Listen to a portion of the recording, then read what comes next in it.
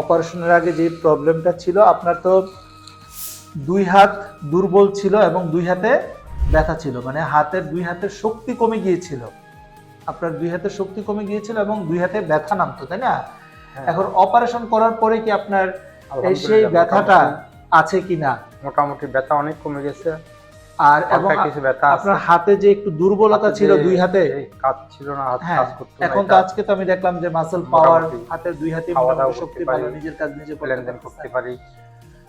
তো এখন আপনি বলেন আপনার কতটুকু উন্নতি হলো, মানে আপনি যে সমস্যা নিয়ে আমাদের কাছে আসছিলেন, অপারেশন করার পরে আপনার কতটুকু উন্নতি হলো? আলহামদুলিল্লাহ অনেকটুকু উন্নত হয়েছে এবং আমি উন্নত হয়েছি। হালকা কিছু আমার ডাউন সেটা আস্তে আস্তে হয়তো বা আস্তে আস্তে সেটা ইমপ্রুভ করবে।